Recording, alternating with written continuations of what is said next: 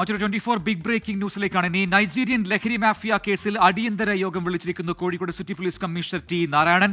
കേരളത്തിലേക്കുള്ള ലഹരിക്കടത്തിന് പിന്നിൽ നൈജീരിയയിലെ ബയാഫ്ര വിഘടനവാദികളാണ് എന്ന് കണ്ടെത്തിയിരുന്നു. കേസിൽ കേന്ദ്ര ഏജൻസികളുടെ സഹായം തേടുന്ന കാര്യവും പരിഗണനയിലുണ്ട്. ദീപക് ധർമ്മടം കോഴിക്കോട് നിന്ന് ചേരുന്നു കൂടുതൽ വിവരങ്ങളുമായി. ദീപക്, നേരത്തെ ഈ നൈജീരിയൻ പൗരന്മാർ പിടിയിലായപ്പോൾ പറഞ്ഞതാണ് ഈ ഡ്രഗ് ട്രാഫിക്കിങ്ങിനും ഒപ്പം തന്നെ ഈ ഡീലിനുമൊക്കെ കാരണം നൈജീരിയയിലെ സർക്കാരാണ്, അവിടുത്തെ സിസ്റ്റമാണ്, അവരാണ് ഇതൊക്കെ ഇങ്ങനെ മാറ്റിയതെന്നൊക്കെ പറയുന്നു. പക്ഷേ ഇപ്പോൾ കൃത്യമായ ഒരു കണ്ടെത്തൽ വരുന്നു. അവിടുത്തെ ബയാഫ്ര എന്ന് പറയുന്ന വിഘടനവാദികൾ ഇതിന് പിന്നിലുണ്ടെന്ന് പറയുന്നപ്പോൾ കുറച്ചുകൂടി ഗൗരവപൂർണമായ രീതിയിൽ ഇതിനെ സമീപിക്കേണ്ടതുണ്ട് എന്ന് പോലീസ് മനസ്സിലാക്കുന്നുണ്ടല്ലേ?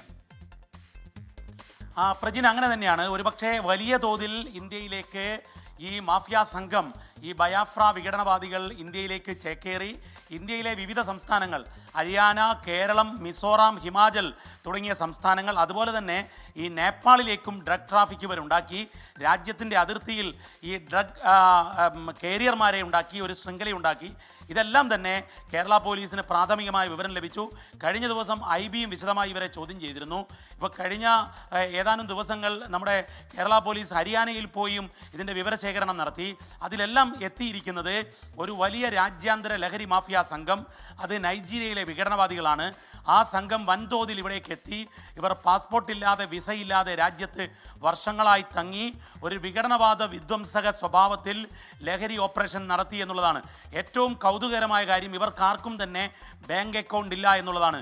അങ്ങനെ വരുമ്പോൾ ഇവർക്ക് മിഡിൽ മാൻ ഓപ്പറേഷന് ഇവിടെ നിന്നും പ്രാദേശിക സഹായം കിട്ടിയിട്ടുണ്ട് എന്ന് സംശയിക്കേണ്ടി വരും. കാരണം ഏതെങ്കിലും രീതിയിലുള്ള പണമിടപാടുകൾക്ക് ഇടനിലക്കാരെ ആവശ്യമായി വരും. അത് ഹരിയാനയിലായാൽ, ഗുർഗാവിലായാൽ, കേരളത്തിലായി കഴിഞ്ഞാലും മറ്റേത് സംസ്ഥാനത്തായാലും ആ രീതിയിൽ വലിയ പ്രാധാന്യം ഇതിന് കൽപ്പിക്കുന്നു. അതുകൊണ്ട് തന്നെയാണ് ഇന്ന് city police commissioner DIG T Narayanan കേസിൻ്റെ അവലോകനത്തിനായി അടിയന്തര യോഗം വിളിച്ചത്. ആ യോഗത്തിൻ്റെ വിശദാംശങ്ങൾ ലഭ്യമാകുന്നേ ഉള്ളൂ. കേന്ദ്ര ഏജൻസികളിൽ നിന്നുകൂടി വിവരങ്ങൾ ശേഖരിച്ചുകൊണ്ട് കർശനമായ നടപടിയിലേക്ക് കടക്കാനുള്ള തീരുമാനമുണ്ടായി എന്നുള്ളതാണ് നമുക്ക് ലഭിക്കുന്ന സൂചനകൾ. ഏതായാലും ഏറെ നിർണായകമായ ഒരു കേസാണ് Kerala police, Kozhikode city police ഈ ഹരിയാനയിൽ പോയി പിടികൂടിയിരിക്കുന്നത്. ഒരു രാജ്യാന്തര വിധ്വംസക ലഹരി മാഫിയ സംഘത്തിലേക്കാണ് കേരള പോലീസ് എത്തിയത് എന്നുള്ളതാണ് വസ്തുത. പ്രജിൻ, മാത്രമല്ല ശരിയായ വീസ ഇല്ലാതെയാണ് ഇവർ രാജ്യത്തേക്ക് എത്തിയത് എന്നതും ഗൗരവ സ്വഭാവം വർദ്ധിപ്പിക്കുന്നുണ്ട്. ദീപക് ധർമ്മടമാണ് വിശദാംശങ്ങൾ നൽകിയത് കോഴിക്കോട് നിന്നും.